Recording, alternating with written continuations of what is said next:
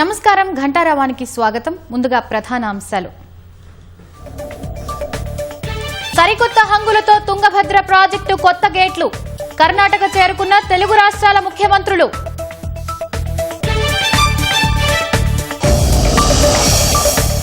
నల్గొండలో నలుగురి మృతి కేసులో కీలక మలుపు. హత్యగా అనుమానం. సుఫారీ గ్యాంగ్ ను విచారిస్తున్న పోలీసులు.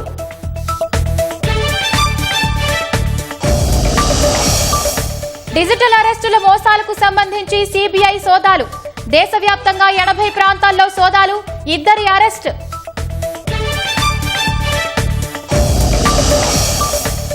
భూకంపంతో భీతావహంగా మారిన వెనిజువెలా. వేల సంఖ్యలో మృతులు. వీధుల్లో పరుగులు తీసిన స్థానికులు.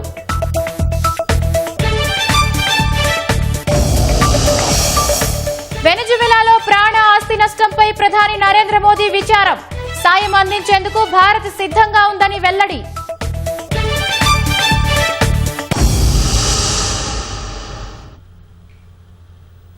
వెనెజువెలాను నిమిషాల వ్యవధిలోనే 2 భారీ భూకంపాలు వణికించాయి. కరేబియన్ తీరంలో ఉన్న మోరాన్ ప్రాంతానికి పశ్చిమంగా మొదటి భూకంపం సంభవించింది. రిక్టర్ స్కేలుపై దీని తీవ్రత 7.2గా నమోదైంది. భూమికి 22 కిలోమీటర్ల లోతున భూకంప కేంద్రం ఉన్నట్లు గుర్తించారు. మొదటి భూకంపం వచ్చిన కొద్ది నిమిషాల వ్యవధిలోనే మోరాన్కు నైరుతి దిశలో 16 కిలోమీటర్ల దూరంలో మరో భారీ భూకంపం సంభవించింది. ఇది తొలి భూకంపం కంటే శక్తివంతంగా విరుచుకుపడింది. రెండో భూకంపం రిక్టర్ స్కేలుపై 7.5 తీవ్రతతో నమోదైంది. భూకంపం ధాటికి రాజధాని కరాకస్లో పలు ఇళ్లు, బహుళ అంతస్తుల భవనాలు కుప్పకూలాయి. ఇప్పటి వరకు 32 మంది మృతి చెందారని వెనిజువెలా తాత్కాలిక అధ్యక్షురాలు డెల్లీ రోడ్రిగ్స్ తెలిపారు. 700 మందికి పైగా గాయపడ్డారని వెల్లడించారు. సహాయ చర్యలు కొనసాగుతున్నాయని, మృతుల సంఖ్య మరింత పెరిగే అవకాశం ఉందని ఆమె చెప్పారు.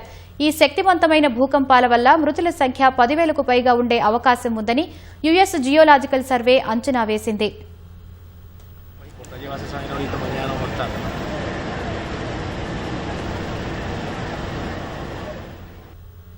వెనిజువెలా కాలమానం ప్రకారం బుధవారం సాయంత్రం 6 గంటల సమయంలో 2 శక్తివంతమైన భూకంపాలు సంభవించాయి.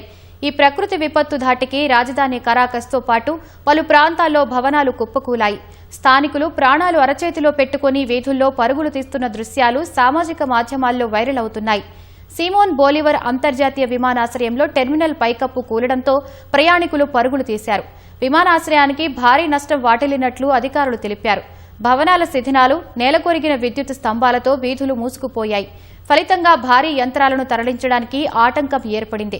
వెనిజువెలా తాత్కాలిక అధ్యక్షురాలు డెల్సీ రోడ్రిగ్స్ దేశంలో అత్యవసర పరిస్థితిని ప్రకటించారు. ఈ విపత్కర పరిస్థితుల్లో ప్రజలంతా ఐక్యంగా ఉండాలని ఆమె పిలుపునిచ్చారు. వైద్యులు, నర్సులు వెంటనే విధుల్లో చేరాలని ఆదేశించారు. ఆస్తి నష్టం భారీగా ఉందని చెప్పారు. భూకంపం ధాటికి ప్రాణాలు కోల్పోయిన వారికి సంతాపం ప్రకటించారు.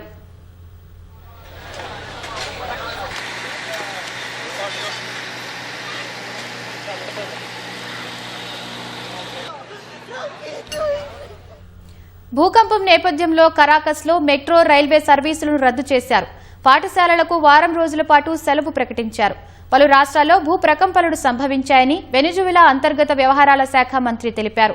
కరాకస్లోని అల్టామిరా ప్రాంతంలో అత్యధికంగా ఇళ్లు, భవనాలు కుప్పకూలాయని, పరిస్థితి ఆందోళనకరంగా ఉందని వెల్లడించారు. పలువురు గాయపడినట్లు ప్రాథమికంగా సమాచారం ఉందని వివరించారు. ప్రభావిత ప్రాంతాల్లో సహాయక చర్యలు కొనసాగుతున్నాయని చెప్పారు. మళ్లీ ప్రకంపనలు వచ్చే అవకాశం ఉందని, దెబ్బతిన్న భవనాల వద్దకు ఇప్పుడే వెళ్లవద్దని ప్రజలకు సూచించారు. ఈ శక్తివంతమైన భూకంపాల వల్ల మృతుల సంఖ్య 10,000కు పైగా ఉండే అవకాశం ఉందని యుఎస్ జియోలాజికల్ సర్వే అంచనా వేసింది. సరిహద్దు దేశం బ్రెజిల్లో కూడా భూ ప్రకంపనలు సంభవించాయి. వరుస భూకంపాల నేపథ్యంలో పూర్నోరికో, వర్జిన్ ద్వీపులకు అధికారులు సునామీ హెచ్చరికలు జారీ చేశారు. అనంతరం వాటిని ఉపసంహరించుకున్నారు.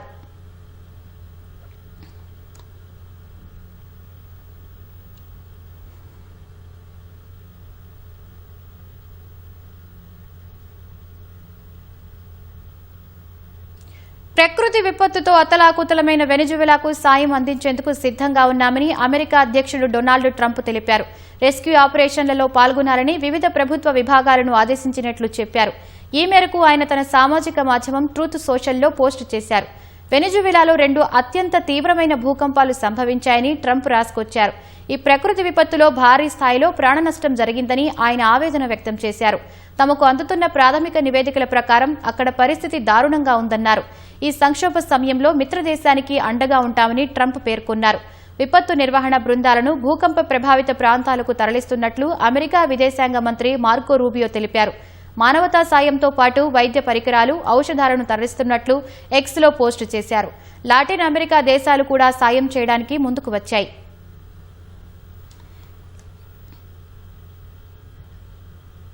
వెనిజువెలాలో ప్రాణ ఆస్తి నష్టంపై ప్రధాని నరేంద్ర మోదీ తీవ్ర విచారం వ్యక్తం చేశారు.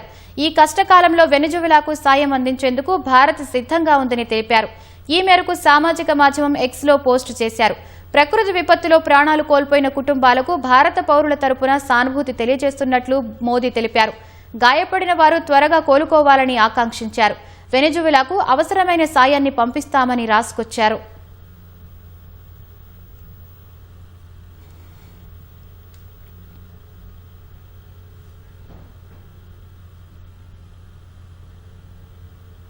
ఉత్తర జపాన్లోనూ భారీ భూకంపం సంభవించింది. రిక్టర్ స్కేలుపై 6.9 తీవ్రత నమోదైంది. హొన్షు ఐలాండ్లోని ఐవాటే సమీపంలో 50 కిలోమీటర్ల లోతులో భూకంప కేంద్రం ఉందని యుఎస్ జియోలాజికల్ సర్వే తెలిపింది. అక్కడి నుంచి 100 కిలోమీటర్ల వరకు భూ ప్రకంపనలు సంభవించాయని వెల్లడించింది. ఆస్తి, ప్రాణ నష్టంపై వివరాలు తెలియాల్సి ఉంది. భూకంపం నేపథ్యంలో కొన్ని బుల్లెట్ ట్రైన్ సర్వీసులను తాత్కాలికంగా నిలిపివేశారు. భూ ప్రకంపనలు మళ్లీ వచ్చే అవకాశం ఉందని, ప్రజలంతా అప్రమత్తంగా ఉండాలని జపాన్ ప్రధాని సనాయే తకాయిచి హెచ్చరించారు. అయితే భూకంపం వల్ల సునామీ ముప్పు ఏమీ లేదని ఆమె స్పష్టం చేశారు. భూ ప్రకంపనల ధాటికి ఇళ్లలోని వస్తువులు కింద పడ్డాయి. మరికొన్ని చోట్ల ఇళ్లకు పగుళ్లు వచ్చాయి. రాజధాని టోక్యోలోనూ స్వల్ప భూ ప్రకంపనలు సంభవించాయి. గత కొన్ని నెలలుగా ఉత్తర జపాన్లో పదే పదే భూ ప్రకంపనలు సంభవిస్తున్నాయి. ఆ ప్రాంతంలోనే తాజాగా భూకంపం సంభవించింది.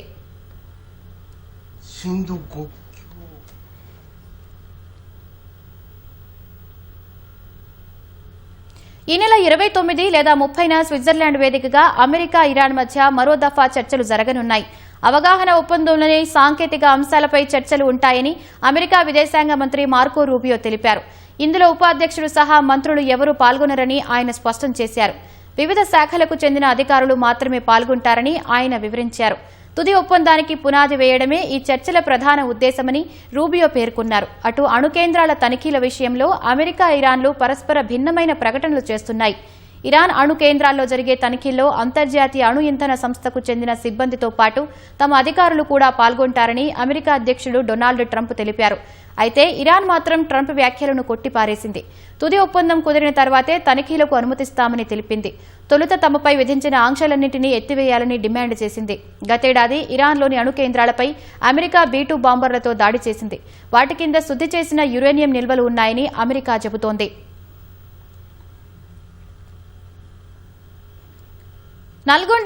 నల్గొండ జిల్లా కేంద్రంలో జరిగిన 4 కుటుంబ సభ్యుల అనుమానాస్పద మృతి కేసు కీలక మలుపు తిరిగింది.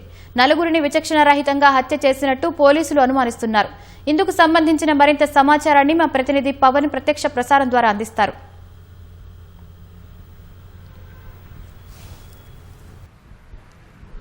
నల్గొండలో ఒకే కుటుంబంలో 4 అనుమానాస్పద స్థితిలో మృతి చెందిన కేసు కొలిక్కి వచ్చినట్టుగానే కనిపిస్తుంది. పోలీసులు ఈ కేసులో ఓ సుపారీ గ్యాంగ్ను అదుపులోకి తీసుకున్నట్టుగా సమాచారం అందుతుంది. ఇప్పటికే ఈ కేసులో అనేక మందిని విచారించినటువంటి పోలీసులు ఎట్టకేలకు ఇది హత్యగా తేల్చారు. తొలుత ఇది హత్య, ఆత్మహత్య అనేది అర్థం అవ్వలేదు. ఆ తర్వాత విచారణలో భాగంగా అనేక ఆధారాలను సేకరించినటువంటి పోలీసులు చివరికి ఇది హత్య అని తేల్చారు. ఈ నేపథ్యంలోనే ఒక సుపారీ గ్యాంగ్ను అదుపులోకి తీసుకున్నారు. వారిలో దాదాపుగా 6 నుంచి 8 మంది నిందితులు ఉన్నట్టుగా తెలుస్తుంది. ఈ 8 మంది నిందితుల్ని రహస్య ప్రాంతంలో ఉంచి పోలీసులు విచారిస్తున్నారు. సుపారీ ఎవరిచ్చారు, ఎవరు ఈ హత్య చేయాలని సూచించారు, ఎలా చేశారు, ఏంటి అనే పూర్తి వివరాలను కూడా వారి నుంచి ఆరా తీస్తున్నట్టు తెలుస్తుంది. అయితే పోలీసులతో పాటు జిల్లా ఎస్పీ స్వయంగా నిందితుల్ని విచారిస్తున్నారు. కాసేపటి క్రితమే ఆయన కూడా నిందితుల్ని విచారించేందుకు వెళ్ళారు ఎస్పీ ఆఫీస్ నుంచి. ప్రస్తుతం అయితే విచారణ కొనసాగుతుంది. అయితే ఈ నెల 19వ తేదీన అంటే శుక్రవారం శుక్రవారం రోజు రాత్రి వరకు కూడా వీళ్ళంతా ఇంట్లోనే ఉన్నారు. శుక్రవారం రాత్రి తర్వాత ఈ ఘటన జరిగినట్టుగా కూడా పోలీసులు గుర్తించారు. అయితే సుల్తాన్, హసీనా అనేటువంటి దంపతులు, అలాగే వారిద్దరు పిల్లలు ముజామిల్, అలాగే అఫోరా, ఈ నలుగురు కూడా అతి దారుణంగా కిరాతకంగా హత్యకు గురయ్యారు ఇంట్లోనే. వీళ్ళలో సుల్తాన్, హసీనా ఈ దంపతులు సుల్తాన్ బ్యాగుల దుకాణంలో పనిచేస్తుండగా, అలాగే హసీనా స్థానికంగా ఉన్నటువంటి ఒక పాఠశాలలో ప్రైవేటు టీచర్గా పనిచేస్తుంది. అదే పాఠశాలలో వాళ్ళ కుమార్తె అఫోరా 7వ తరగతి చదువుతుంది. అలాగే వాళ్ళ కుమారుడు ముజామిల్ కూడా స్థానికంగా ఉన్నటువంటి ఒక ఏసీ దుకాణంలో టెక్నీషియన్గా పనిచేస్తున్నారు. అయితే ఈ సుల్తాన్ అలాగే హసీనా ఇద్దరికి కూడా ఇది రెండో వివాహంగా తెలుస్తుంది. ఆ పిల్లలిద్దరూ కూడా సుల్తాన్కి సంబంధించినటువంటి మొదటి భార్య పిల్లలే అని ఇటు స్థానికులు, బంధువులు చెప్తున్నారు. ఈ నేపథ్యంలోనే ఎవరెవరికి వీరితో తగాదాలు ఉన్నాయి, వ్యక్తిగత కక్షలు ఏమైనా ఉన్నాయటువంటి పూర్తి వివరాలను కూడా ఆరాధించారు. అయితే ఘటన జరిగిన రోజు కుళ్ళిపోయిన స్థితిలో మృతదేహాలు ఉండడంతో ఎవరి మృతదేహాలు ఏంటనేది కూడా గుర్తుపట్టడం కొంత కష్టసాధ్యంగా మారింది. తొలుత బంధువులు, స్థానికులు వాళ్ళంతా వచ్చి మృతదేహాలను చూసిన తర్వాత పోలీసులు ఒక నిర్ధారణకు వచ్చారు. చనిపోయిన 4 మృతదేహాలు కూడా ఒకే కుటుంబానికి చెందినటువంటి 2 తల్లిదండ్రులు, అలాగే 2 పిల్లలు అని తేల్చారు. ఈ నేపథ్యంలోనే అక్కడి నుంచి వారిని పోస్టుమార్టం కోసం తరలించారు, ఆ డెడ్ బాడీలను అంబులెన్స్లో. ఈ నేపథ్యంలోనే ఆ మృతదేహాలపై గాయాలున్నట్టుగా కూడా పోలీసులు గుర్తించారు. ఆ 4 మృతదేహాల ఒంటిపై కూడా కత్తిపోట్ల గాయాలు ఉన్నట్టుగా తెలుస్తుంది. ఈ నేపథ్యంలోనే దీనిని హత్యగా పోలీసులు నిర్ధారించారు. అయితే ప్రస్తుతం హత్య చేయాల్సిన అవసరం ఏమొచ్చింది అనే విషయాలు అయితే ఇంకా తెలియరాలేదు. విచారణ అయితే కొనసాగుతుంది. స్థానికంగా ఘటనా స్థలంలో దొరికినటువంటి ఆధారాలు కావచ్చు, ఫోరెన్సిక్ నిపుణులు సేకరించినటువంటి ఆధారాలు కావచ్చు, అలాగే సీసీ కెమెరా విజువల్స్ కావచ్చు, అలాగే ఫోన్ డేటా ఆధారాలు కావచ్చు, వీటన్నిటిని విశ్లేషించినటువంటి పోలీసులు అయితే సుపారీ గ్యాంగ్ను గుర్తించి వారే హత్య చేసినట్టుగా కూడా ఒక నిర్ధారణకు వచ్చినట్టుగా కూడా తెలుస్తుంది. కానీ ఇప్పటి వరకు ఎక్కడ కూడా అధికారికంగా ధృవీకరించలేదు పోలీసులు. అయితే శుక్రవారం రోజు రాత్రి వీళ్ళంతా ఇంటికి ఎవరి పనులకు వాళ్ళు వెళ్ళి ఇంటికి వచ్చిన తర్వాత శుక్రవారం అర్ధరాత్రి దాటిన తర్వాత వారింటి నుంచి కొంత కేకలు, అరుపులు వినిపించాయని ఇటు స్థానికులు కూడా కొంత సమాచారం అందించారు. కానీ ఎవరొచ్చారు, ఎవరు వెళ్లారు అనే పూర్తి విషయాలు వాళ్ళకు కూడా తెలియకపోవడంతో అరుపులు మాత్రమే వినిపించాయని చెప్పారు. సో దీన్ని కూడా పోలీసులు ఆధారంగా తీసుకొని స్థానికంగా చుట్టుపక్కల సీసీ కెమెరాలు లేకపోయినప్పటికీ కూడా ఆ సమీపంలో ఉన్నటువంటి సీసీ కెమెరాలు అన్నింటినీ కూడా జల్లడబెట్టారు. కొంతమంది నిందితులను అయితే గుర్తించినట్టుగా తెలుస్తుంది. వారినే ఇప్పుడు అదుపులోకి తీసుకున్నారు. ఈ కేసులో అనేక మందిని విచారించారు, చుట్టుపక్కల వారిని విచారించారు. దాదాపు 2 రోజుల పాటు కూడా పోలీసులు ఆ ఇంటి చుట్టూనే తిరిగి కీలక ఆధారాలను కూడా సేకరించారు. ముఖ్యంగా నిందితుల ఫోన్ డేటాను కూడా విశ్లేషించడంతో మరికొన్ని ఆధారాలు కూడా దొరికాయి. అయితే నలుగురిని అతి కిరాతకంగా దారుణంగా హత్య చేయడం అయితే రాష్ట్ర వ్యాప్తంగా కూడా సంచలనం సృష్టించింది. తొలుత ఇంటి బయట ఆవరణలో బాత్రూమ్ ఎదుట 3 మృతదేహాలు ఉన్నాయి. 2 దంపతులై కుమారుడి, మరొక మృతదేహం వారి కుమార్తెది ఇంట్లో గదిలో ఉన్నటువంటి మంచం కింద ఆ మృతదేహం లభ్యమైంది. అయితే ముగ్గురిని ఇంటి బయట హత్య చేస్తుంటే అది చూసినటువంటి కుమార్తె భయాందోళనలతో ఇంట్లోకి పరుగులు తీసి మంచం కింద దాచుకున్న నేపథ్యంలో ఆమెను కూడా బయటికి లాగి ఆమెను కూడా అతి కిరాతకంగా హత్య చేసినట్టుగా పోలీసులు ఘటనా స్థలాన్ని పరిశీలించిన తర్వాత ఒక అంచనాకు వచ్చారు. ఈ నేపథ్యంలోనే ఇంత కిరాతకంగా చంపాల్సినటువంటి అవసరం ఎవరికి వచ్చింది? ఇది బంధువులు, కుటుంబ సభ్యులకు సంబంధించి ఎవరైనా చేసిన ఘటన, లేదా వీళ్ళకి ఎవరితో అయినా వ్యక్తిగత కక్షలు, తగాదాలు ఉన్నాయనే నేపథ్యంలో పూర్తిగా విచారణ చేసి ఎట్టకేలకైతే 6 నుంచి 8 మంది నిందితులను అయితే అదుపులోకి తీసుకున్నారు. ప్రస్తుతం విచారణ అయితే కొనసాగుతుంది. ఎవరు ఈ సుపారీ గ్యాంగ్కు సుపారీ ఇచ్చి చేయించారనే పూర్తి వివరాలు కూడా ఇప్పటివరకు అయితే తెలియలేదు. అయితే ప్రస్తుతం విచారణ అయితే కొనసాగుతుంది. త్వరలోనే దీనికి సంబంధించినటువంటి పూర్తి వివరాలు కూడా వెల్లడయ్యే అవకాశం ఉంది. ఈ కేసులో పోలీసులు నిందితుల్ని త్వరలోనే మీడియా ముందు ప్రవేశపెట్టి దానికి సంబంధించినటువంటి పూర్తి వివరాలు కూడా వెల్లడించే అవకాశం అయితే కనిపిస్తుంది. మొత్తానికి ఈ ఒకే కుటుంబంలో 4 అతి దారుణంగా కిరాతకంగా హత్యకు గురైన ఈ ఘటన అయితే స్థానికంగా కలకలం రేపింది. అలాగే రాష్ట్ర వ్యాప్తంగా కూడా చర్చనీయాంశమైంది. కేసును సవాల్గా తీసుకున్న పోలీసులు అయితే త్వరలోనే దీనికి సంబంధించిన పూర్తి వివరాలు వెల్లడించే అవకాశం అయితే కనిపిస్తుంది. Over to you.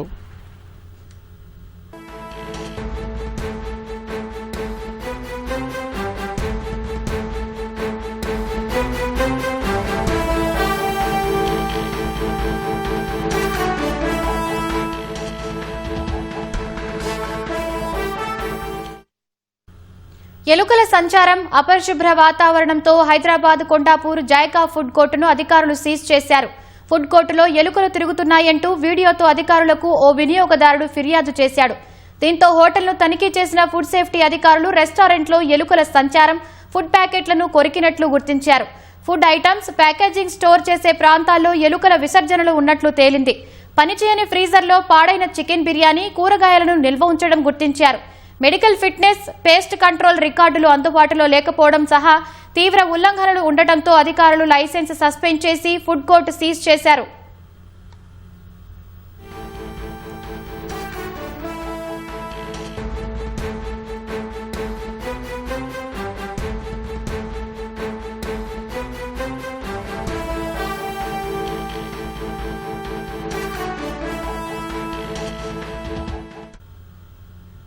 ఎలుకల సంచారం, అపరిశుభ్ర వాతావరణంతో హైదరాబాద్ కొండాపూర్ జాయికా ఫుడ్ కోర్టును అధికారులు సీజ్ చేశారు. ఫుడ్ కోర్టులో ఎలుకలు తిరుగుతున్నాయంటూ వీడియోతో అధికారులకు ఓ వినియోగదారుడు ఫిర్యాదు చేశాడు. దీంతో హోటల్ను తనిఖీ చేసిన ఫుడ్ సేఫ్టీ అధికారులు రెస్టారెంట్లో ఎలుకల సంచారం, ఫుడ్ ప్యాకెట్లను కొరికినట్లు గుర్తించారు. ఫుడ్ ఐటమ్స్, ప్యాకేజింగ్ స్టోర్ చేసే ప్రాంతాల్లో ఎలుకల విసర్జనలు ఉన్నట్లు తేలింది. పనిచేయని ఫ్రీజర్లో పాడైన చికెన్ బిర్యానీ, కూరగాయలను నిల్వ ఉంచడం గమనించారు. మెడికల్ ఫిట్నెస్, పెస్ట్ కంట్రోల్ రికార్డులు అందుబాటులో లేకపోవడంతో సహా తీవ్ర ఉల్లంఘనలు ఉండటంతో అధికారులు లైసెన్స్ సస్పెండ్ చేసి ఫుడ్ కోర్టు సీజ్ చేశారు.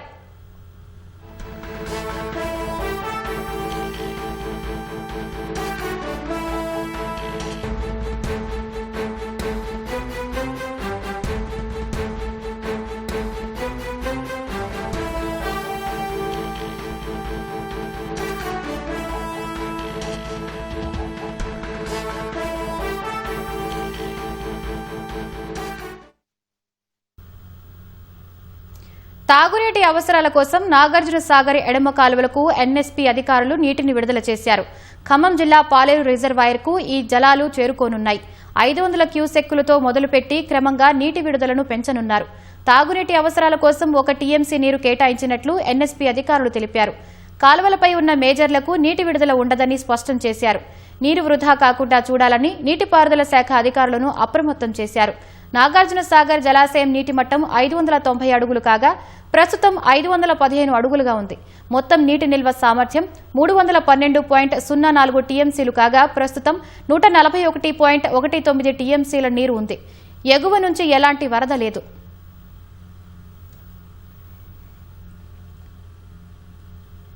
హైదరాబాద్ ఎస్ఆర్ నగర్ లో ఓ వ్యక్తి ఇల్లు తనఖా పెట్టి వచ్చిన నగదును దుండగులు కాజేశారు. ఎస్ఆర్ నగర్ కు చెందిన భవానీ శంకర్ ఆర్థిక ఇబ్బందులతో బండ్లగూడలో ఉన్న తన ఇంటిని తాకట్టు పెట్టి రుణం తీసుకోవాలని భావించారు. ఇందుకోసం ఇసాముద్దీన్, కాసర్ల కుమారస్వామి, సిల్వేరు వెంకటేష్లను సంప్రదించాడు. వీరు ఓ బ్యాంకు ద్వారా 44 లక్షల రుణం మంజూరు చేయించారు. అయితే ఖాళీ చెక్కులు అవసరమని చెప్పి భవానీ శంకర్ నుంచి 18 ఖాళీ చెక్కులను సంతకాలు తీసుకున్నారు. అనంతరం సుమారు 23 లక్షలు డ్రా చేసి ఆ మొత్తాన్ని కాసర్ల కావ్య, గొట్టం శోభారాణి, యాదగిరి, వల్లి ఖాతాల్లోకి బదిలీ చేశారు. డబ్బుల గురించి బాధితుడు నిలదీయగా తిరిగి ఇస్తామని చెప్పి కాలయాపన చేసినట్లు బాధితుడు వాపోయాడు. భవానీ శంకర్ ఫిర్యాదుతో పోలీసులు నిందితులను అరెస్టు చేశారు. పరారీలో ఉన్న మరో 2 కోసం గాలిస్తున్నారు. కంపెనీల అధిపతులు, ఉన్నతాధికారుల పేరుతో జరుగుతున్న బాస్ స్కామ్ మోసాలపై తెలంగాణ సైబర్ సెక్యూరిటీ బ్యూరో ప్రజలను, ప్రైవేటు ప్రభుత్వ సంస్థలను అప్రమత్తం చేసింది. సైబర్ నేరగాళ్లు అత్యవసర సమాచారం పేరుతో వాట్సాప్ లేదా ఈమెయిల్ ద్వారా జిప్ ఫైల్స్ పంపిస్తారని, వాటిని ఓపెన్ చేయగానే డివైస్లోకి మాల్వేరే ప్రవేశించి వాట్సాప్, కంప్యూటర్ వారి అధీనంలోకి వెళ్తాయని అధికారులు హెచ్చరించారు. అనంతరం హ్యాకర్లు బాధితుల పేరుతో సంస్థలోని ఉద్యోగులకు లేదా ఫైనాన్స్ సిబ్బందికి మెసేజ్లు పంపి అత్యవసరంగా డబ్బులు బదిలీ చేయాలని ఆదేశిస్తూ మోసాలకు పాల్పడుతున్నారని తెలిపారు. గత 20 రోజుల్లో దేశవ్యాప్తంగా ఇలాంటివి 300కు పైగా ఫిర్యాదులు నమోదయ్యాయని బ్యూరో వెల్లడించింది. అనుమానాస్పద ఫైల్స్ తెరవొద్దని, వెబ్ వాట్సాప్ సెషన్లకు ఎప్పటికప్పుడు గమనించాలని టీజీసీఎస్బీ డైరెక్టర్ శిఖా గోయల్ సూచించారు. ఎవరైనా సైబర్ మోసాల బారిన పడితే వెంటనే 1930 టోల్ ఫ్రీ నెంబర్కు ఫిర్యాదు చేయాలని కోరారు.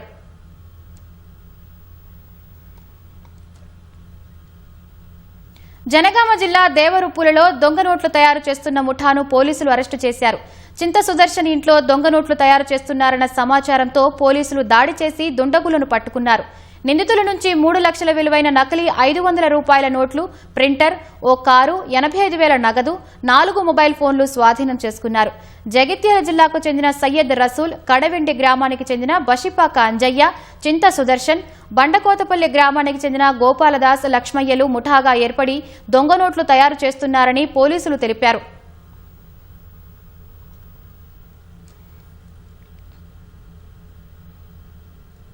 హెచ్సీఏ వ్యవహారాలపై హైదరాబాద్ క్రికెట్ అసోసియేషన్తో పాటు సఫిల్గూడ క్రికెట్ క్లబ్ రాష్ట్ర ప్రభుత్వాలు హైకోర్టు ఆదేశాలు జారీ చేసింది. హెచ్సీఏలో అక్రమాలు జరుగుతున్నాయంటూ దాఖలైన పిటిషన్లపై విచారించిన సింగిల్ జడ్జి నిర్వహణ బాధ్యతను చేపట్టడానికి హైకోర్టు మాజీ న్యాయమూర్తి జస్టిస్ నవీన్ రావును ఏకసభ్య కమిషన్గా నియమిస్తూ ఉత్తర్వులు జారీ చేసింది. నిష్పాక్షిక దర్యాప్తు నిమిత్తం సిట్ను ఏర్పాటు చేయాలంటూ డీజీపీని ఆదేశించారు. ఈ ఉత్తర్వులను సవాలు చేస్తూ 3 క్రికెట్ క్లబ్లు వేర్వేరుగా అప్పీళ్లు దాఖలు చేశాయి. వీటిపై ప్రధాన న్యాయమూర్తి ధర్మాసనం విచారణ చేపట్టింది. హెచ్సీఏకు చెందిన ఆర్థిక, సాంకేతిక పరమైన అన్ని వ్యవహారాల పర్యవేక్షణకు కమిషన్ నియమించడం సరికాదని పిటిషనర్ల తరపు న్యాయవాదులు వాదించారు. వాదనలను విన్న ధర్మాసనం దీనికి సంబంధించి పూర్తి వివరాలతో కౌంటర్లు దాఖలు చేయాలని, సంబంధిత రికార్డులను సమర్పించాలని ఆదేశిస్తూ విచారణను జూలై 21కి వాయిదా వేసింది.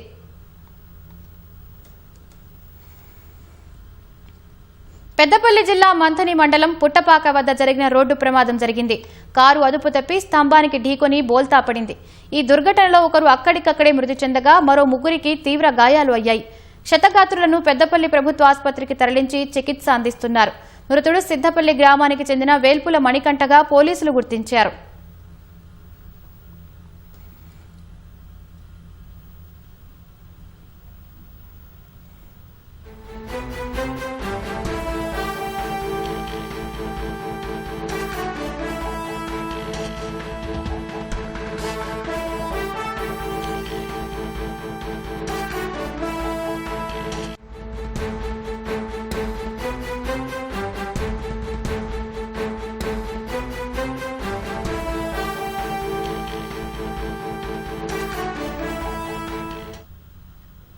తుంగభద్ర ప్రాజెక్టు గేట్ల ప్రారంభోత్సవం సందర్భంగా తెలుగు రాష్ట్రాల ముఖ్యమంత్రులు రేవంత్ రెడ్డి, చంద్రబాబు నాయుడు, కర్ణాటక డీకే శివకుమార్ కలుసుకున్నారు.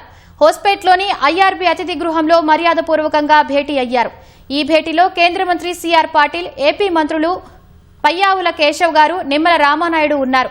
అనంతరం కేంద్ర మంత్రి సిఆర్ పాటిల్తో 3 సీఎంలు సమావేశమయ్యారు. 3 రాష్ట్రాల జలవనరుల శాఖ మంత్రులు, ఇరిగేషన్ అధికారులతో కలిసి సమస్యలపై సమావేశంలో చర్చిస్తున్నట్లు తెలుస్తోంది.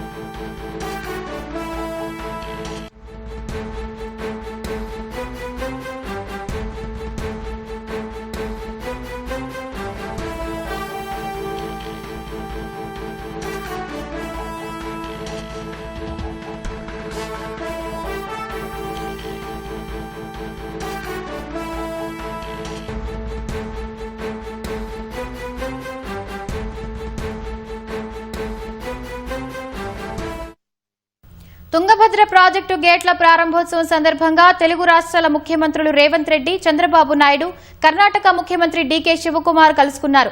హోస్పేట్లోని ఐఆర్బీ అతిథి గృహంలో మర్యాదపూర్వకంగా భేటీ అయ్యారు. ఈ భేటీలో కేంద్ర మంత్రి సిఆర్ పాటిల్, ఏపీ మంత్రులు పయ్యావుల కేశవ్, నిమ్మల రామానాయుడు ఉన్నారు. అనంతరం కేంద్ర మంత్రి సిఆర్ పాటిల్తో 3 సీఎంలు సమావేశమయ్యారు. 3 రాష్ట్రాల జలవనరుల శాఖ మంత్రులు, ఇరిగేషన్ అధికారులతో కలిసి సమస్యలపై సమావేశంలో చర్చిస్తున్నట్లు తెలుస్తోంది.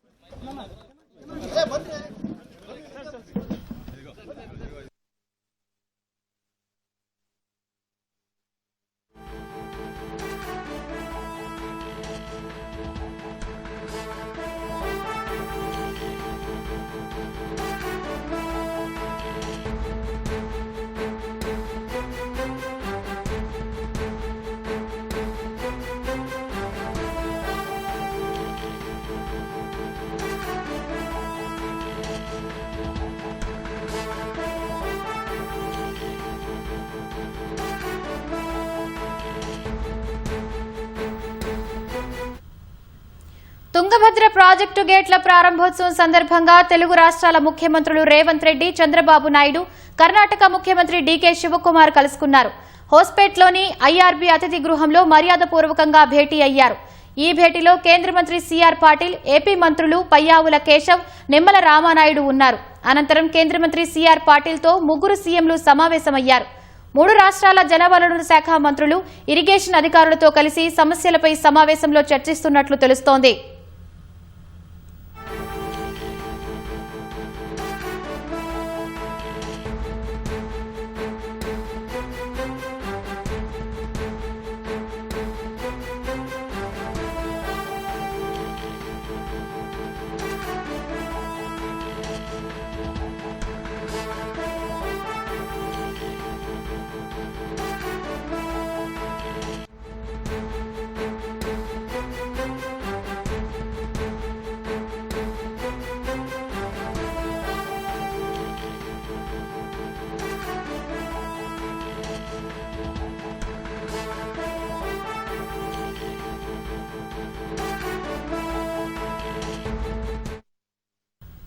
తుంగభద్ర ప్రాజెక్టు గేట్ల ప్రారంభోత్సవం సందర్భంగా తెలుగు రాష్ట్రాల ముఖ్యమంత్రులు రేవంత్ రెడ్డి, చంద్రబాబు నాయుడు, కర్ణాటక ముఖ్యమంత్రి డీకే శివకుమార్ కలుసుకున్నారు.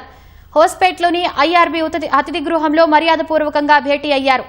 ఈ భేటీలో కేంద్ర మంత్రి సిఆర్ పాటిల్, ఏపీ మంత్రులు పయ్యావుల కేశవ్, నిమ్మల రామానాయుడు ఉన్నారు. అనంతరం కేంద్ర మంత్రి సిఆర్ పాటిల్తో ముగ్గురు సీఎంలు సమావేశమయ్యారు.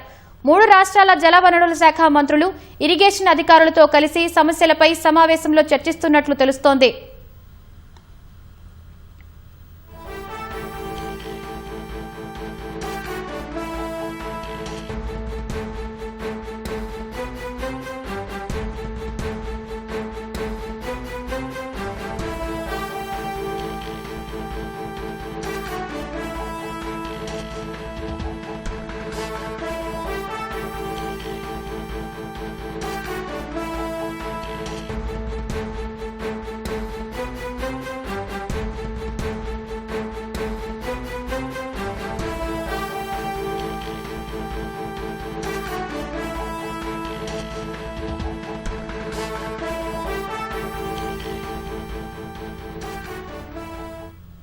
తుంగభద్ర ప్రాజెక్టు గేట్ల ప్రారంభోత్సవం సందర్భంగా తెలుగు రాష్ట్రాల ముఖ్యమంత్రులు రేవంత్ రెడ్డి, చంద్రబాబు నాయుడు, కర్ణాటక ముఖ్యమంత్రి డీకే శివకుమార్ కలుసుకున్నారు.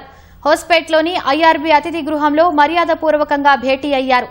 ఈ భేటీలో కేంద్ర మంత్రి సిఆర్ పాటిల్, ఏపీ మంత్రులు పయ్యావుల కేశవ్, నిమ్మల రామానాయుడు ఉన్నారు. అనంతరం కేంద్ర మంత్రి సిఆర్ పాటిల్తో ముగ్గురు సీఎంలు సమావేశమయ్యారు. 3 రాష్ట్రాల జలవనరుల శాఖ మంత్రులు, ఇరిగేషన్ అధికారులతో కలిసి సమస్యలపై సమావేశంలో చర్చిస్తున్నట్లు తెలుస్తోంది.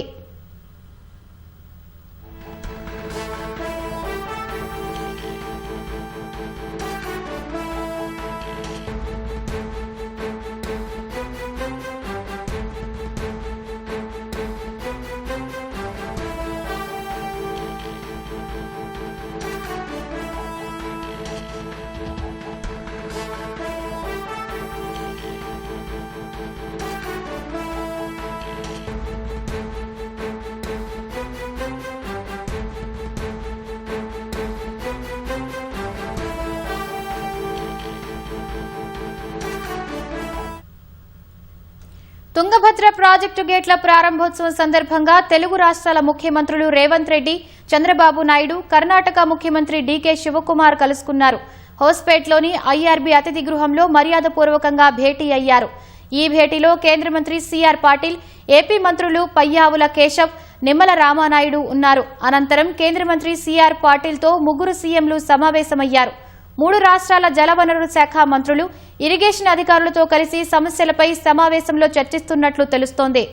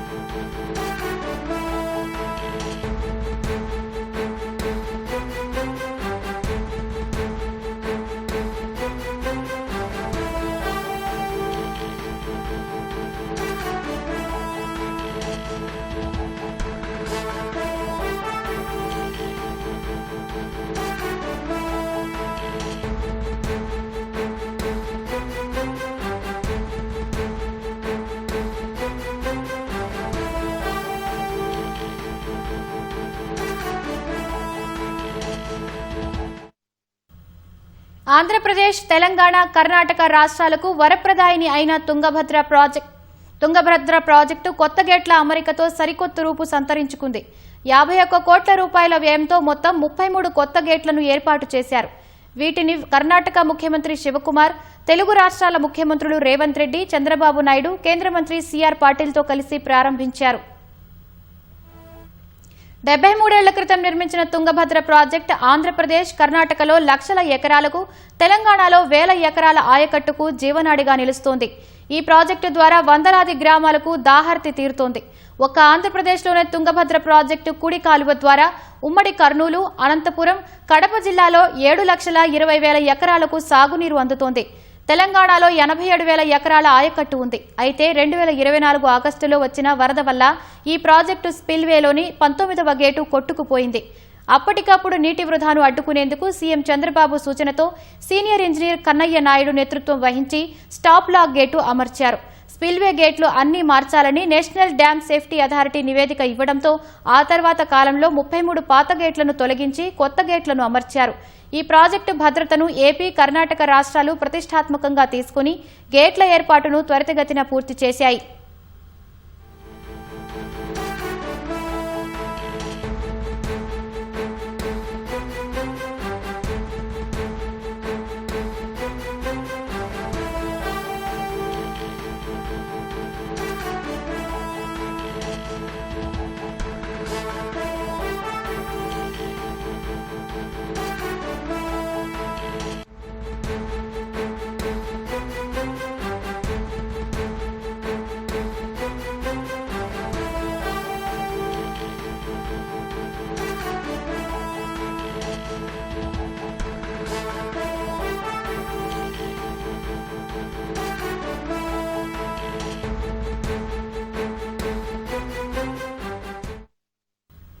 ఆంధ్రప్రదేశ్, తెలంగాణ, కర్ణాటక రాష్ట్రాలకు వరప్రదాయిని అయిన తుంగభద్ర ప్రాజెక్టు కొత్త గేట్ల అమరికతో సరికొత్త రూపు సంతరించుకుంది. 51 కోట్ల రూపాయల వ్యయంతో మొత్తం 33 కొత్త గేట్లను ఏర్పాటు చేశారు. వీటిని కర్ణాటక ముఖ్యమంత్రి శివకుమార్, తెలుగు రాష్ట్రాల ముఖ్యమంత్రులు రేవంత్ రెడ్డి, చంద్రబాబు నాయుడు, కేంద్ర మంత్రి సిఆర్ పాటిల్తో కలిసి ప్రారంభించారు. 73 ఏళ్ల క్రితం నిర్మించిన తుంగభద్ర ప్రాజెక్టు ఆంధ్రప్రదేశ్, కర్ణాటకలో లక్షల ఎకరాలకు, తెలంగాణలో వేల ఎకరాల ఆయకట్టుకు జీవనాడిగా నిలుస్తోంది. ఈ ప్రాజెక్టు ద్వారా వందలాది గ్రామాలకు దాహార్తి తీరుతోంది. ఒక్క ఆంధ్రప్రదేశ్లోనే తుంగభద్ర ప్రాజెక్టు కుడి కాలువ ద్వారా ఉమ్మడి కర్నూలు, అనంతపురం, కడప జిల్లాలో 7,20,000 ఎకరాలకు సాగునీరు అందుతోంది. తెలంగాణలో 87,000 ఎకరాల ఆయకట్టు ఉంది. అయితే 2024 ఆగస్టులో వచ్చిన వరద వల్ల ఈ ప్రాజెక్టు స్పిల్వేలోని 19వ గేటు కొట్టుకుపోయింది. అప్పటికప్పుడు నీటి వృధాను అడ్డుకునేందుకు సీఎం చంద్రబాబు సూచనతో సీనియర్ ఇంజనీర్ కన్నయ్య నాయుడు నేతృత్వం వహించి స్టాప్ లాక్ గేటు అమర్చారు.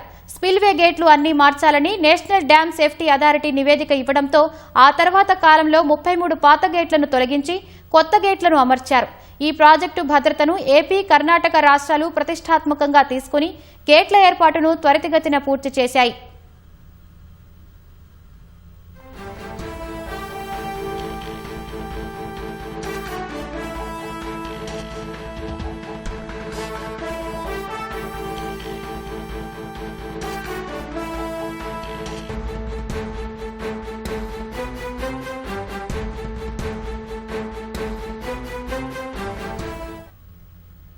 ఆంధ్రప్రదేశ్, తెలంగాణ, కర్ణాటక రాష్ట్రాలకు వరప్రదాయిని అయిన తుంగభద్ర ప్రాజెక్టు కొత్త గేట్ల అమరికతో సరికొత్త రూపు సంతరించుకుంది. 51 కోట్ల రూపాయల వ్యయంతో మొత్తం 33 కొత్త గేట్లను ఏర్పాటు చేశారు. వీటిని కర్ణాటక ముఖ్యమంత్రి శివకుమార్, తెలుగు రాష్ట్రాల ముఖ్యమంత్రులు రేవంత్ రెడ్డి, చంద్రబాబు నాయుడు, కేంద్ర మంత్రి సిఆర్ పాటిల్తో కలిసి ప్రారంభించారు.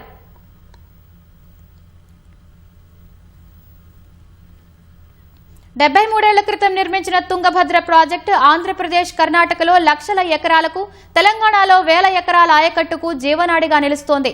ఈ ప్రాజెక్టు ద్వారా వందలాది గ్రామాలకు దాహార్తి తీరుతోంది. ఒక్క ఆంధ్రప్రదేశ్లోనే తుంగభద్ర ప్రాజెక్టు కుడి కాలువ ద్వారా ఉమ్మడి కర్నూలు, అనంతపురం, కడప జిల్లాలో 7,20,000 ఎకరాలకు సాగునీరు అందుతోంది. తెలంగాణలో 87,000 ఎకరాల ఆయకట్టు ఉంది. అయితే 2024 ఆగస్టులో వచ్చిన వరద వల్ల ఈ ప్రాజెక్టు స్పిల్వేలోని 19వ గేటు కొట్టుకుపోయింది.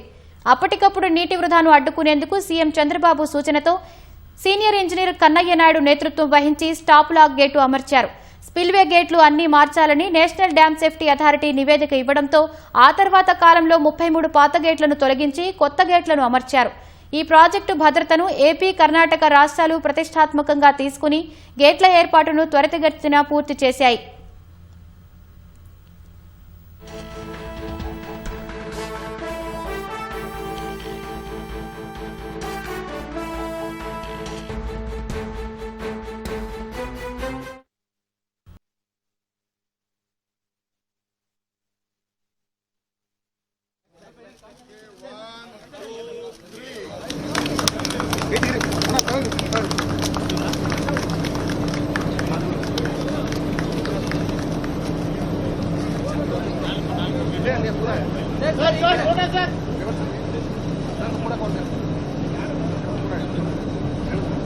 ಹೇಳ್ಬೇಡಿ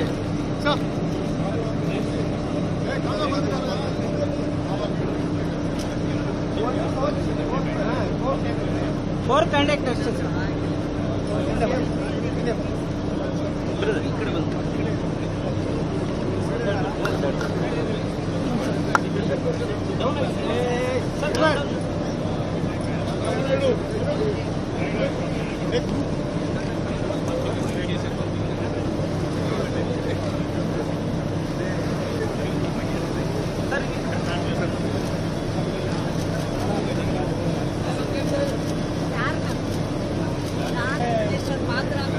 ಕೈ ಮಾಡ್ರಿ ಸರ್ ಮ್ಯಾಗ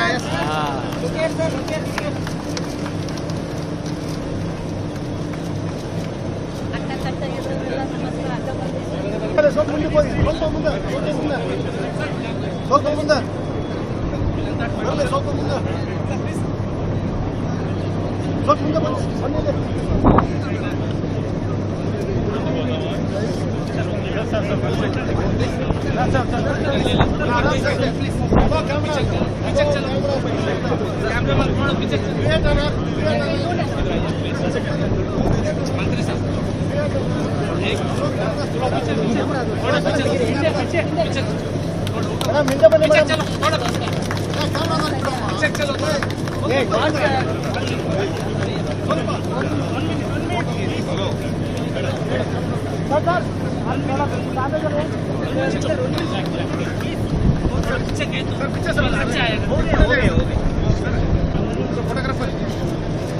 फोटोग्राफर सर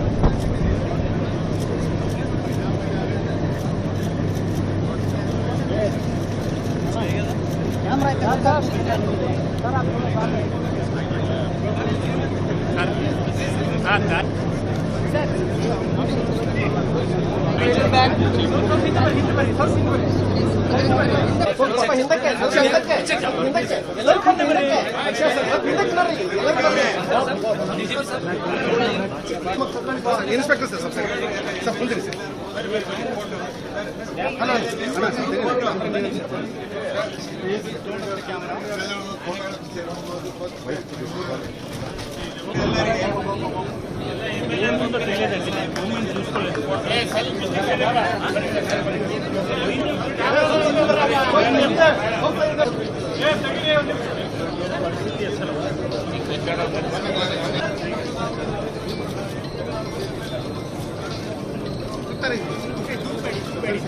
आराम आराम आराम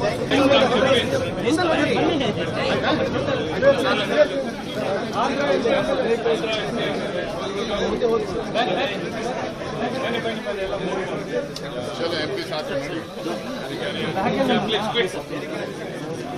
ಸ್ವಲ್ಪ ಮುಂದೆ ಕ್ಲಿಯರ್ ಮಾಡಿ ಸರ್ ಸ್ವಲ್ಪ ಹಿಂದೆ ಬನ್ನಿ ಸರ್ ಹಾಂ ಸರ್ ಅದಿರಿ ಸರ್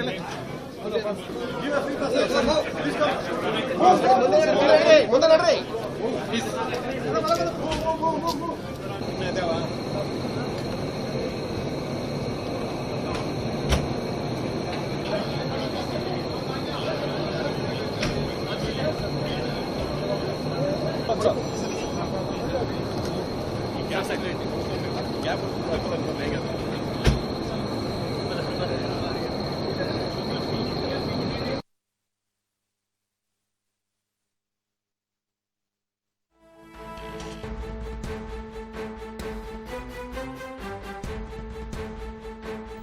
ఆంధ్రప్రదేశ్, తెలంగాణ, కర్ణాటక రాష్ట్రాలకు వరప్రదాయిని అయిన తుంగభద్ర ప్రాజెక్టు కొత్త గేట్ల అమరికతో సరికొత్త రూపు సంతరించుకుంది. 51 కోట్ల రూపాయల వ్యయంతో మొత్తం 33 కొత్త గేట్లను ఏర్పాటు చేశారు. వీటిని కర్ణాటక ముఖ్యమంత్రి శివకుమార్, తెలుగు రాష్ట్రాల ముఖ్యమంత్రులు రేవంత్ రెడ్డి, చంద్రబాబు నాయుడు, కేంద్ర మంత్రి సిఆర్ పాటిల్తో కలిసి ప్రారంభించారు. 73 ఏళ్ల క్రితం నిర్మించిన తుంగభద్ర ప్రాజెక్టు ఆంధ్రప్రదేశ్, కర్ణాటకలో లక్షల ఎకరాలకు, తెలంగాణలో వేల ఎకరాల ఆయకట్టుకు జీవనాడిగా నిలుస్తోంది. ఈ ప్రాజెక్టు ద్వారా వందలాది గ్రామాలకు దాహార్తి తీరుతోంది. ఒక్క ఆంధ్రప్రదేశ్లోనే తుంగభద్ర ప్రాజెక్టు కుడి కాలువ ద్వారా ఉమ్మడి కర్నూలు, అనంతపురం, కడప జిల్లాలో 7,20,000 ఎకరాలకు సాగునీరు అందుతోంది. తెలంగాణలో 87,000 ఎకరాల ఆయకట్టు ఉంది. అయితే 2024 ఆగస్టులో వచ్చిన వరద వల్ల ఈ ప్రాజెక్టు స్పిల్వేలోని 19వ గేటు కొట్టుకుపోయింది. అప్పటికప్పుడు నీటి వృధాను అడ్డుకునేందుకు సీఎం చంద్రబాబు సూచనతో సీనియర్ ఇంజనీర్ కన్నయ్య నాయుడు నేతృత్వం వహించి స్టాప్ లాక్ గేటు అమర్చారు.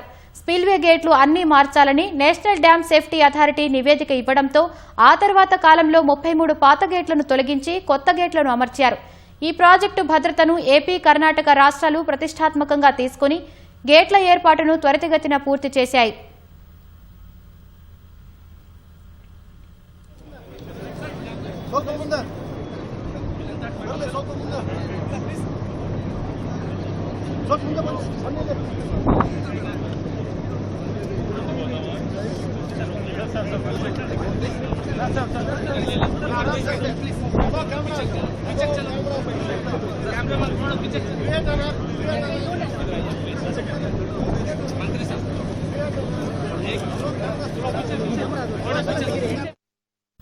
ఆంధ్రప్రదేశ్, తెలంగాణ, కర్ణాటక రాష్ట్రాలకు వరప్రదాయిని అయిన తుంగభద్ర ప్రాజెక్టు కొత్త గేట్ల అమరికతో సరికొత్త రూపు సంతరించుకుంది.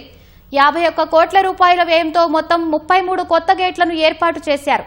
వీటిని కర్ణాటక ముఖ్యమంత్రి శివకుమార్, తెలుగు రాష్ట్రాల ముఖ్యమంత్రులు రేవంత్ రెడ్డి, చంద్రబాబు నాయుడు, కేంద్ర మంత్రి సిఆర్ పాటిల్తో కలిసి ప్రారంభించారు.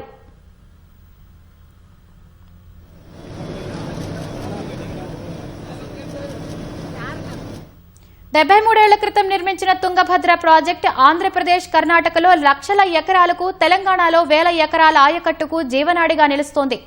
ఈ ప్రాజెక్టు ద్వారా వందలాది గ్రామాలకు దాహార్తి తీరుతోంది. ఒక్క ఆంధ్రప్రదేశ్లోనే తుంగభద్ర ప్రాజెక్టు కుడి కాలువ ద్వారా ఉమ్మడి కర్నూలు, అనంతపురం, కడప జిల్లాలో 7,20,000 ఎకరాలకు సాగునీరు అందుతోంది. తెలంగాణలో 87,000 ఎకరాల ఆయకట్టు ఉంది. అయితే 2024 ఆగస్టులో వచ్చిన వరద వల్ల ఈ ప్రాజెక్టు స్పిల్వేలోని 19వ గేటు కొట్టుకుపోయింది. అప్పటికప్పుడు నీటి వృధాను అడ్డుకునేందుకు సీఎం చంద్రబాబు సూచనతో సీనియర్ ఇంజనీర్ కన్నయ్య నాయుడు నేతృత్వం వహించి స్టాప్ లాక్ గేటు అమర్చారు. స్పిల్వే గేట్లు అన్నీ మార్చాలని నేషనల్ డ్యామ్ సేఫ్టీ అథారిటీ నివేదిక ఇవ్వడంతో ఆ తర్వాత కాలంలో 33 పాత గేట్లను తొలగించి కొత్త గేట్లను అమర్చారు. ఈ ప్రాజెక్టు భద్రతను ఏపీ, కర్ణాటక రాష్ట్రాలు ప్రతిష్టాత్మకంగా తీసుకుని గేట్ల ఏర్పాటును త్వరితగతిన పూర్తి చేశాయి.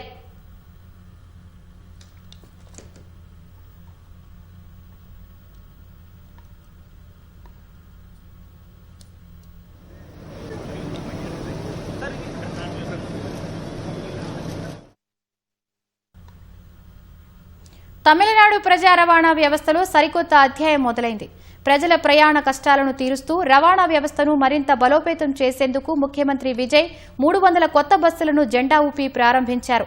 చెన్నైలో జరిగిన ఈ కార్యక్రమంలో సీఎం విజయ్ స్వయంగా ఒక నూతన బస్సు ఎక్కి నగరంలో కాసేపు ప్రయాణించారు. ప్రయాణికులతో ఆత్మీయంగా ముచ్చటించారు. వారి ప్రయాణ అనుభవం, ప్రభుత్వ రవాణా సేవల నాణ్యత వంటి అంశాలపై వారి నుంచి సలహాలు, సూచనలు అడిగి తెలుసుకున్నారు. వీటిలో డీజిల్, సీఎన్జీ ఆధారిత వాహనాలు 2 రకాలు ఉన్నాయి. ఈ కొత్త బస్సుల ద్వారా పట్టణ, గ్రామీణ ప్రాంతాల్లో ప్రజా రవాణా వ్యవస్థ మరింత బలోపేతం అవుతుందని సీఎం పేర్కొన్నారు. కాలం చెల్లిన పాత వాహనాలను దశల వారీగా తొలగిస్తామని చెప్పారు.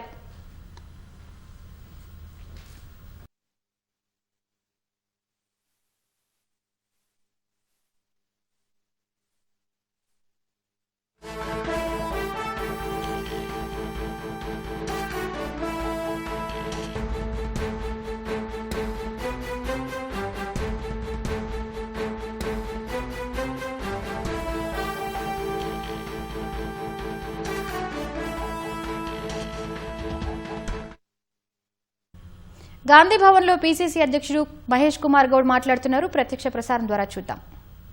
పీసీసీ అధ్యక్షుడు ధన్వంతరి గారు, నా మిత్రులు బెల్లనాయక్ గారు, మరో డీసీ అధ్యక్షుడు మా ఆదిలాబాద్ నరేష్ గారు, వేదిక పైనటువంటి కుమార్ గారు, దారాసింగ్ గారు, లంబాడ సోదరిమణులు, ఎరకల సోదరిమణులు, యానాది సోదరిమణులు. ఇందిరా గాంధీ ఒక వ్యక్తి కాదు, శక్తి. కాబట్టి మనకు 50 ఏళ్లుగా ఇవాళ రిజర్వేషన్ దొరుకుతా ఉంది. ఒక సామాన్యురాలు కాదు. ఇందిరాగాంధీని మనం కాదు, యావత్ ప్రపంచం కూడా ఉక్కు మహిళగా పోల్చినారంటే ఇది ఆషామాషి కాదు. ఒక ప్రత్యేక దేశమైనటువంటి బంగ్లాదేశ్ని ఆనాడు ఇందిరాగాంధీ గారు సృష్టిస్తే ఒక ప్రత్యేక రాష్ట్రమైనటువంటి తెలంగాణని ఇవాళ వారి కోడలు సోనియా గాంధీ గారు సృష్టించినారు. మిత్రులారా, నేను కూడా లంబాడా ప్రాంతం నుంచి వచ్చాను. మా తాతగారు పొందిన ఊర్లో 85% జనం లంబాడాస్. లంబాడా భాష మొత్తం వస్తుంది, నాకు మాట్లాడలేను. 85% లంబాడాస్ నా గ్రామం రాహత్ నగర్లో. అందుకే ముఖ్యమంత్రి గారిని కోరి ఏరి మెప్పించి ఇంటిగ్రేటెడ్ స్కూల్ నా ఊర్లో పెట్టిస్తా ఉన్నా.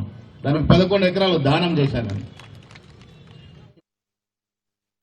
కోల్కతాలో నిర్మాణంలో ఉన్న గోదాం కూలిన ఘటనలో మృతుల సంఖ్య 9కి పెరిగింది. ఈ మేరకు పశ్చిమ బెంగాల్ సీఎం సువేందు అధికారి ఆ రాష్ట్ర అసెంబ్లీలో ఓ ప్రకటన చేశారు. మృతుల కుటుంబాలకు 10 లక్షలు, గాయపడిన వారికి 1 లక్ష చొప్పున పరిహారం ప్రకటించారు. 20 మంది క్షతగాత్రుల్లో ఒకరి పరిస్థితి తీవ్ర విషమంగా, మరో 4 పరిస్థితి విషమంగా ఉన్నట్లు తెలిపారు. ఈ ఘటనకు సంబంధించి 5గురిని అరెస్టు చేసినట్లు సీఎం వెల్లడించారు. గోదాం నిర్మాణ అనుమతులపై మాజీ మేయర్ ఫిర్హాద్ హకీం పేరు ఉన్నట్లు తెలిపారు. టీఎంసీ ప్రభుత్వ హయాంలో అనుమతి పొంది ప్రస్తుతం నిర్మాణ దశలో ఉన్న అన్ని వాణిజ్య భవనాల పనులను జులై 31 వరకు నిలిపివేయాలని సీఎం సువేందు అధికారి ఆదేశాలు జారీ చేశారు.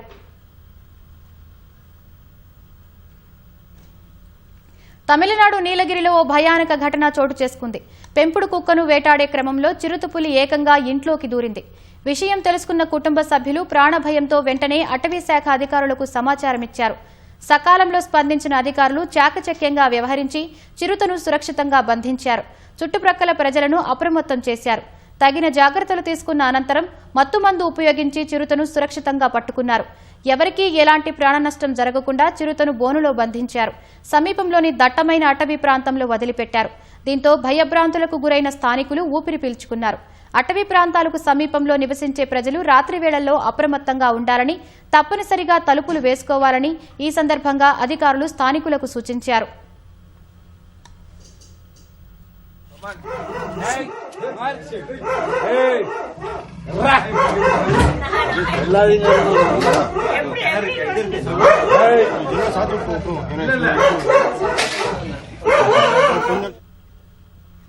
మణిపూర్లో ఓ ఇంట్లోకి ప్రవేశించిన ఏషియన్ లెపర్డ్ క్యాట్ ను ఓ పర్యావరణవేత్త సురక్షితంగా రక్షించారు.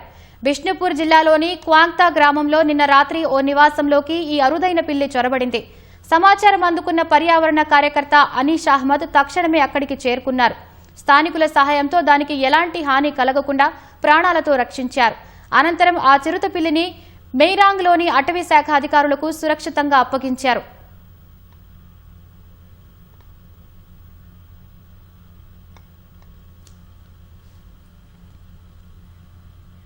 గాంధీభవన్లో పీసీసీ అధ్యక్షుడు మహేష్ కుమార్ గౌడ్ మాట్లాడుతున్నారు. ప్రత్యక్ష ప్రసారం ద్వారా చూద్దాం. డిప్యూటీ సీఎం గా ఉన్నారు. ఇది కాంగ్రెస్ మార్కు పరిపాలన. అందరినీ గుండె కత్తుకొని ముందుకు పోయే పార్టీ కాంగ్రెస్ పార్టీ. ఇవాళ ఈ రాష్ట్రంలో రేవంత్ రెడ్డి గారి నేతృత్వంలో మిత్రులు బలరాం గారు చెప్పినట్టుగా మెస్ ఛార్జీలు, కాస్మెటిక్ ఛార్జీలు పెంచినారంటే లంబాడా పిల్లలు ఇబ్బంది పడకూడదు, వారికి సరిపడా అవసరాలు ఉండాలి, వసతులు కలగజేయాలని ఇలా పొద్దున టిఫిన్ పెట్టే కార్యక్రమం పెట్టినారంటే ఏ రాష్ట్రంలో లేదు. పెట్టినారంటే మా పిల్లలు కడుపు నిండా భోజనం చేయాలని. ఇలా యంగ్ ఇండియా స్కూల్స్ వస్తా ఉన్నాయంటే యావత్ దేశమంతా మన వైపు చూస్తా ఉంది. ఏంటి యంగ్ ఇండియా స్కూల్ అని? ఒకే ఛత్రి కింద ఎస్సీ, ఎస్టీ, బీసీ, మైనార్టీలు అందరూ కూడా కుటుంబంలాగా కలిసిమెలిసి అధునాతన సదుపాయాలతో శస్త్ర సంకేతంతో విద్యను అభ్యసించే పాఠశాలలు యంగ్ ఇండియా స్కూల్స్. 1 కాదు 2 కాదు, ప్రతి నియోజకవర్గంలో ఇస్తా ఉన్నామంటే విద్యాపరంగా అట్టున్నటువంటి సోదరుల్ని పెంచాలనే ఒక సదుద్దేశంతో కాంగ్రెస్ పార్టీ కార్యక్రమాలు చేస్తా ఉంది. ఈ రాష్ట్రంలో సంక్షేమ విషయం చూసినప్పుడు ఇలా గంగిరెద్దులాగా తిరుగుతా ఉన్నారు కేటీఆర్ హరీష్ రావులు. గ్రామం తిరిగి ఏదో కళ్ళబుల్లి కబులు చెప్తా ఉన్నారు. ఆ ఇద్దరు బాబమ్మలు చెప్తా ఉన్నా ఉచిత బస్సు మహిళలకు ఇవ్వడం మీరు ఓర్చుకోలేకపోతా ఉన్నారు. మా లంబాడ మహిళలు బస్సులో ఎక్కి తిరుగుతా ఉంటే మీకు కన్ను గిడుతా ఉంది. 200 లోపు యూనిట్లు ఫ్రీగా కరెంట్ వచ్చి మా లంబాడ కుటుంబంలో ఫ్యాన్లు గిరగిరా తిరుగుతా ఉంటే మీకు కన్నెర్ర చేసుకుంటా ఉన్నారు. ఇవల్ల సన్న బియ్యం ఒక చరిత్రాత్మక కార్యక్రమం. మహేష్ గౌడ్, వేం నరేంద్ర రెడ్డి గారు తినే బియ్యం మా లంబాడ సోదరులు తింటా ఉన్నారంటే అది రేవంత్ రెడ్డి సర్కార్ యొక్క మార్క్ అనే మాట సందర్భంగా చేస్తా ఉన్నాం. రైతు భరోసా, రైతు రుణమాఫీ 2 లక్షల చొప్పున 23,000 కోట్లు ఇస్తే మీకు గిట్టడం లేదు. ఈర్ష పెంచుకొని మాట్లాడుతూ ఉన్నారు. కేటీఆర్ హరీష్ రావులు ఒకటి గుర్తుపెట్టుకోవాలి, మీ శకం గతమే, మీకు భవిష్యత్తు లేదు. ఈ రాష్ట్రంలో రేవంత్ రెడ్డి గారి నేతృత్వంలో లంబాడ ఎస్సీ ఎస్టీ మైనార్టీల సహకారంతో మళ్లీ 100 సీట్లు తగ్గకుండా ఈ రాష్ట్రంలో కాంగ్రెస్ పార్టీ అధికారంలోకి వస్తుంది. ఎందుకు నాకు ఈ భరోసా? మీ వల్ల, లంబాడ సోదరుల వల్ల. 2023లో మీరు మూకుమ్మడిగా ఓటేశారు కాబట్టి కాంగ్రెస్ పార్టీ అధికారంలోకి వచ్చింది. మర్చిపోమేమో. అదే ఒరవడి భవిష్యత్తులో ఉండాలి. ఇవాళ మనం ఇస్తున్న అభివృద్ధి, మనం ఇస్తున్న సంక్షేమం, కేటీఆర్ ముఖానికి ఒక 25,000 కోట్లు తీసుకొచ్చినాడా విదేశాల నుంచి? బాగా ఇంగ్లీష్ మాట్లాడతాడు కదా. ఇలా రేవంత్ రెడ్డి గారు, శ్రీధర్ బాబు గారు వెళ్ళి 1,78,000 కోట్ల విదేశీ పెట్టుబడులు తీసుకొచ్చిన. గ్లోబల్ సమ్మిట్ ఏర్పాటు చేస్తే 5,78,000 కోట్ల విదేశీ పెట్టుబడులు. ఆచామాషి కాదు. ఒక చిన్న రాష్ట్రమైన తెలంగాణలో ఇన్ని లక్షల కోట్లు వస్తా ఉంటే పక్క రాష్ట్రాలు చూస్తా ఉన్నాయి. కానీ మన రాష్ట్రంలో నాయకులకు మాత్రం అది గిట్టట్లేదు. లేనిపోని మాటలు చెప్తున్నారు, సోషల్ మీడియాను అడ్డంగా వాడుకుంటా ఉన్నారు. తెలంగాణ ప్రజలు విఘ్నులు. ఎవరెన్ని చెప్పినా ఖర్గే, రాహుల్ గాంధీ గారి మార్గదర్శనంలో, రేవంత్ రెడ్డి గారి నాయకత్వంలో వచ్చే రోజులు మళ్లీ మనయే. మిత్రులారా, ఎవ్వరు కూడా 1% ఆలోచించాల్సిన లేదు. కింది స్థాయిలో జనం సంతోషంగా ఉన్నారు. కాంగ్రెస్ పార్టీ మాకు అన్ని ఇస్తుంది, మేము సంతోషంగా ఉన్నామనే మాట చెప్తా ఉన్నారు. వాళ్ళు సంతోషంగా ఉండగా ఈ కోన్ కిస్కా కేటీఆర్ హరీష్ రావులతో మనకేం పని అని అడుగుతా ఉన్నాను. మనకు అవసరమా వీళ్ళ మాటలు? అడ్డగోలుగా మాట్లాడుతూ ఉన్నారు. అధికారం పోయిందని అక్కస్తోని అడ్డగోలుగా మాట్లాడుతూ ఉన్నారు. అడ్డగోలు విమర్శలు చేస్తా ఉన్నారు.